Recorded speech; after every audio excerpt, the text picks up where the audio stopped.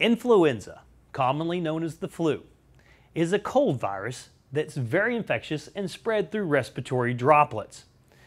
It typically is going to be one of the sickest times you're ever going to be. Not that it's the most serious illness, but of the serious infections, it's going to be the one that you most commonly get and that you can get more than once. Symptoms of the flu include sudden onset of high fever, cough, runny nose, congestion, and severe body aches called myalgias. These are these severe muscle cramps or aches of large muscle groups like your back, your upper arms, and legs. Now, the flu, bad enough as it is, also has very common secondary infections. What that means is that your body gets so busy fighting off the virus that it forgets to fight off the stuff that lives in your nose and throat. And so we commonly see things like pneumonias, sinus infections, ear infections. Now, the other thing is it can lead to hospitalizations due to those complications as well as dehydration, and can even cause death. On a typical year, we usually have deaths ranging from 4,500 up to 46,000 per year. Now, most of these deaths happen in the elderly, with over 90% being in people over the age of 65. That other 10% typically tends to be the very young, babies, and people who have immunological deficiencies, heart defects, or asthma. Now, there is a vaccine that is available after 6 months of age, and the CDC recommends that everybody get one every year. Your first year that you get it as a child, we typically recommend that you get 2. You receive one and then another one the month later. Now, this vaccine is different than all of the other ones that we've talked about, and it's because the virus is not static. It doesn't stay the same. Thus the reason you're having to get a flu vaccine each year. It's not the same flu. Every year in January or February, scientists are trying to predict what strains may happen the following year. They then come up with the 3 or 4 most likely to cause disease, and then that's what the vaccine is formulated to try and prevent.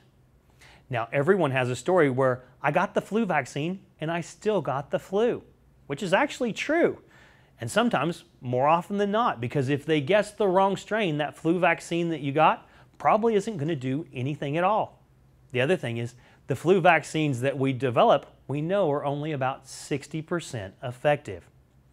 Now, the flu vaccine was available after you're 6 months of age, and from 6 months to 2 is available only as an injection. After the age of 2, it's available also as an intranasal nasal spray that can be given as long as you don't have a severe allergy to eggs, an immunodeficiency, or asthma. And it works just as well as the shot, plus has the added benefit of not having a needle attached to it, which the kids often enjoy, as well as the parents and physicians. Now, I will tell you this. This is the one vaccine that I, as a physician, differ a little bit from the CDC and the Academy of Pediatrics. I don't really see that offering universal vaccination is something that we should have as mandatory or even recommended. So what's my personal opinion? Well, my personal opinion is the children that are at the highest risk are kids less than 3. I think if they're going to be exposed to the flu out in public, in daycare, have older siblings, I think it's a good idea that they get the vaccine. I think if you have any children with complications, things like cancer, have any heart defects, asthma, I think that's a no-brainer. They should have the vaccine, and everybody in their house should be vaccinated to try as much as possible from bringing it home. Also, if you have a very old or sick adult member of your household, I don't think it's a bad idea to vaccinate the rest of your household to protect them. But do I think everybody needs it? Let's be honest. The reason that we're vaccinating school-age kids is not because they're going to get severely ill with it. It's because we worry about them bringing it home to either the elderly or the small children, or just spreading it more. I think that maybe we should have more personal decisions. What's best for your child and your family? Do you have any of those risk factors? Can you afford to miss work? Can your kids afford to miss school? And you make that decision based on what's best for your family. I think it's only fair that you ask me, what did I do with my kids? Well, I vaccinated them, and here's my reasons why. I'm a physician. I work in a busy pediatric practice. I'm going to be exposed to the flu. There's a good chance that I could take that home to my kids. 2, my older kids go to school. My smallest child goes to preschool. They're going to be exposed to the flu there.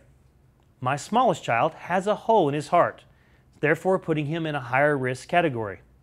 Now, I have the benefit where my wife could watch them if they got sick, but my wife has asthma, and often in years past, she's been the one that's more likely got the flu and got the sickest with it, thus making it very hard for her to be able to take care of anyone. So, we all receive our flu vaccine. I think it's a good idea for you to think what's best for your family, and I think it's okay for you to ask your pediatrician what they do with their own child.